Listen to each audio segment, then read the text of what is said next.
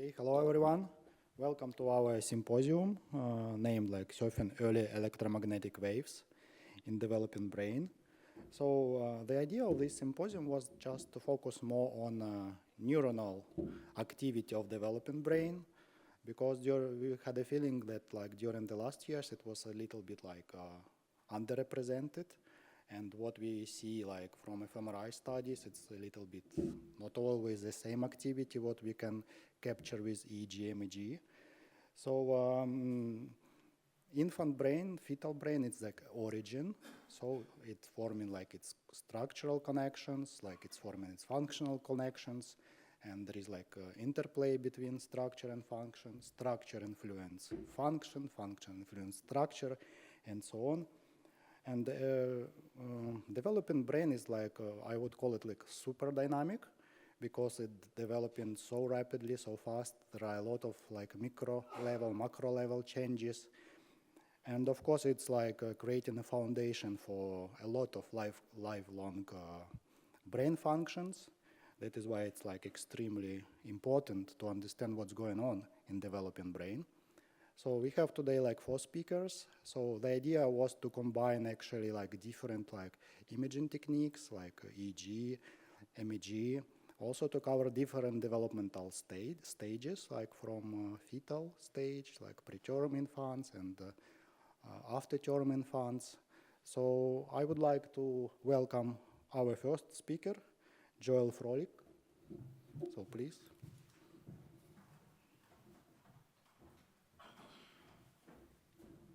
Okay, thank you. Well, good afternoon, everybody. So I'm here to talk about fetal magnetoencephalography and magnetocardiography, which are 2 topics that I think a lot of people have not heard of before. So I'm really hoping that a lot of people will learn something from this afternoon's talk. So disclosures, I received consulting fees from IAMA Therapeutics unrelated to this presentation, and I received funding from the Bial Foundation. I'm a postdoc at the Fetal MEG Center at the University of Tübingen in Germany, and I'm interested in fetal cognitive development. So say, perhaps, you're also interested in prenatal cognitive development. You know, at one time it may have been thought that the fetus was just dormant in the womb during the 3rd trimester, but now we know that at least late in pregnancy there's evidence of prenatal learning and prenatal sensory-driven cognition. So say you want to study this cognitive activity or protocognitive activity in fetuses, and you want to record fetal neural activity with millisecond resolution. What do you do? So naively, you might think, oh, okay, we'll just put some electrodes on the maternal abdomen and record fetal electrical brain activity. Unfortunately, it's not quite so simple. So the fetus is born with the vernix on its skin. So this is this waxy substance that covers the fetal skin during the 3rd trimester, and it has high electrical resistance. And this high electrical resistance makes it very difficult to record electrical activity from the fetus. So in the 3rd trimester, electrocardiography isn't practical, and electroencephalography doesn't work either. So there's another problem, of course, which is that you have all these intervening layers of maternal tissue.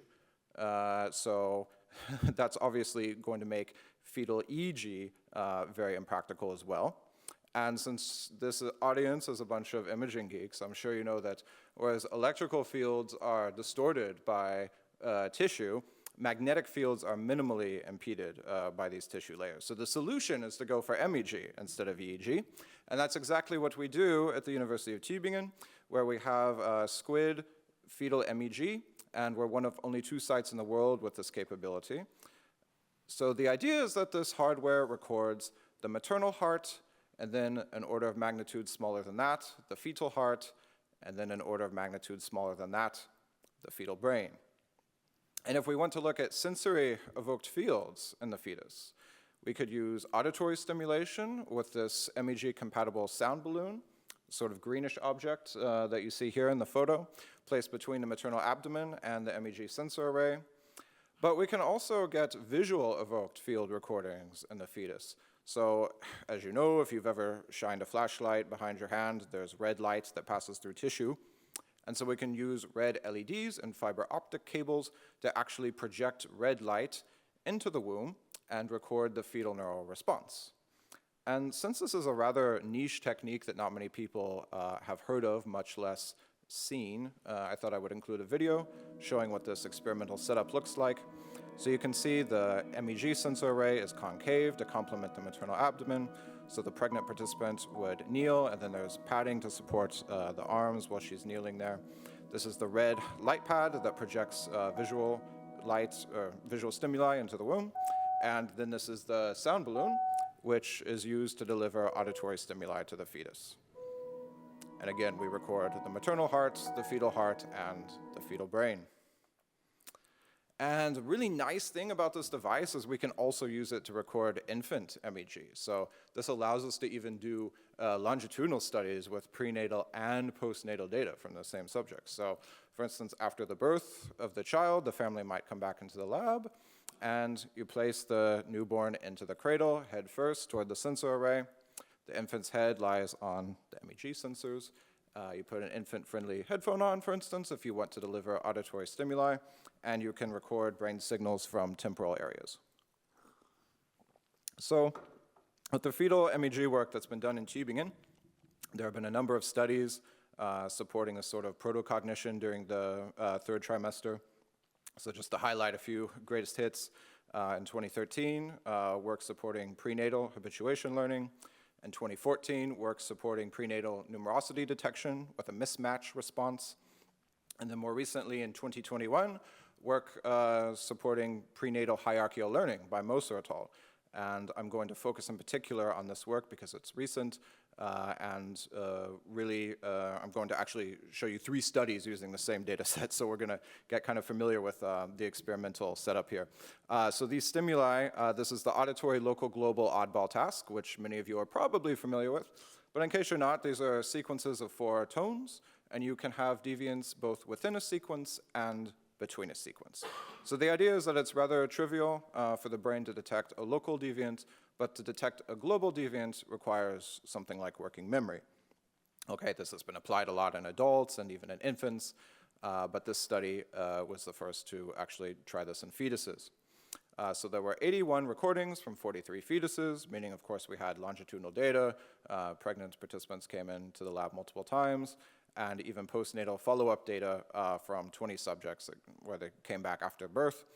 And this was work by Moser et al. Before I joined the FMEG Center, but Moser et al. Found that fetuses have the signature of hierarchical learning, actually, starting from around 35 weeks gestation. And you see this as this field deflection at around 600 milliseconds after the onset of the 4th tone for a global deviant. And this is somewhat analogous to an adult P300 response, but of course, very different response latency. It's obviously twice the latency of a P300, and I'll get into that in a moment. And as I say, this is really interesting from a cognitive neuroscience perspective because it's thought that these global prediction errors require something like working memory, which in turn may even require consciousness.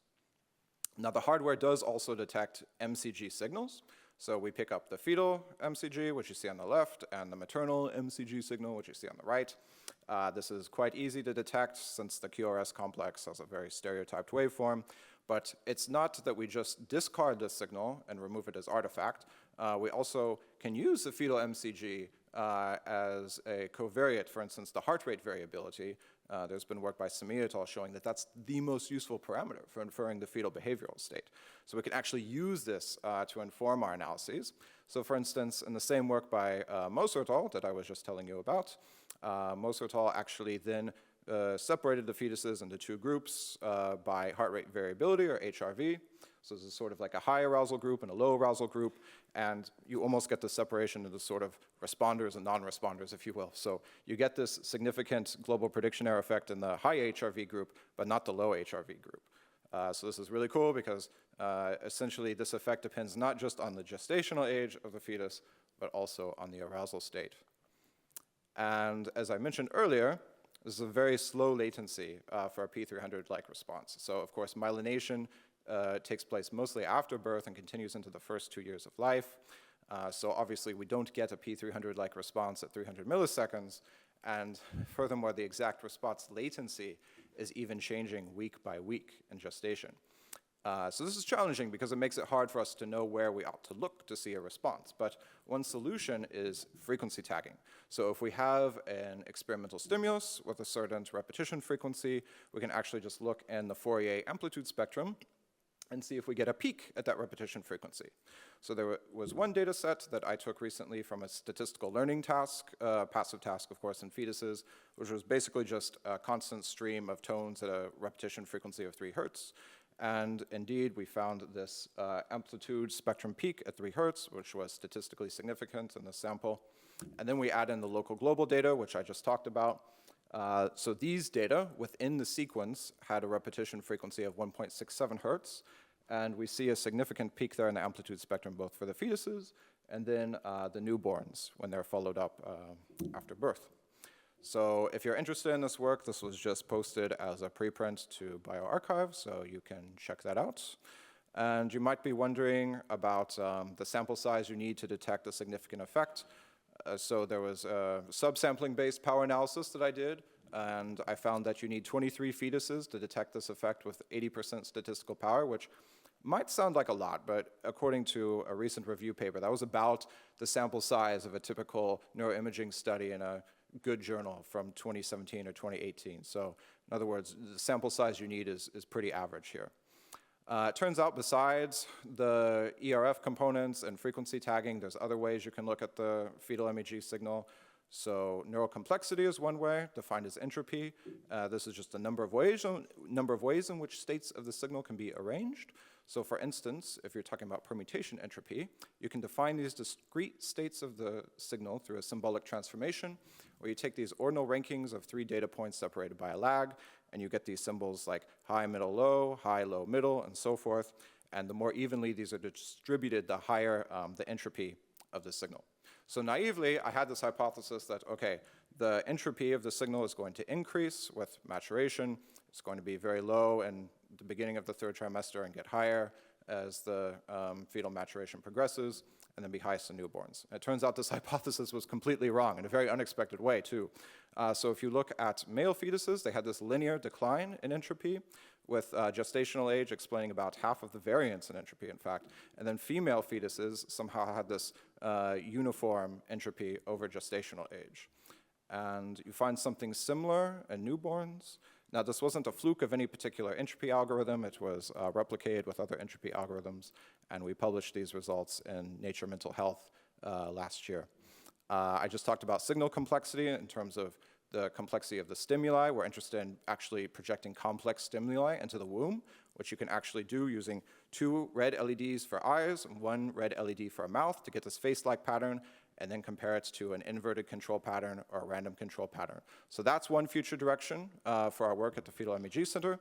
Another future direction is OPMs, optically pumped magnetometers. So if you're not familiar with these are a game changer for MEG. This is non-cryogenic, portable, inexpensive MEG, 1/10 the cost of squid MEG.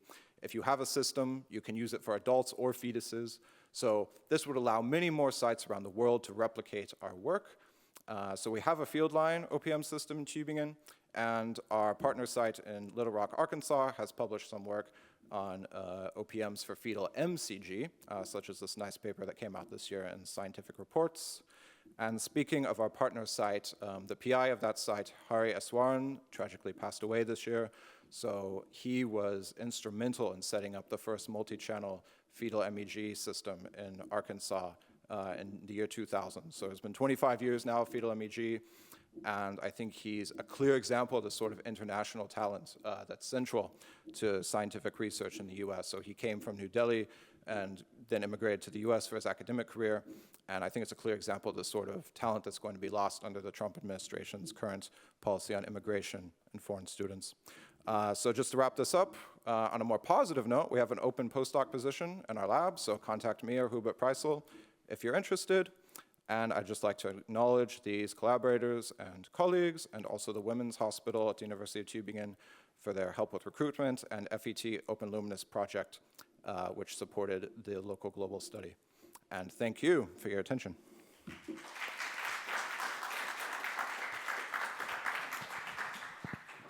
Thanks a lot, Joel. Very cool study. Are there any questions to Joel? If yes, you can just ask using microphone or just send us like questions in the application, and we will ask them at the end of the symposium.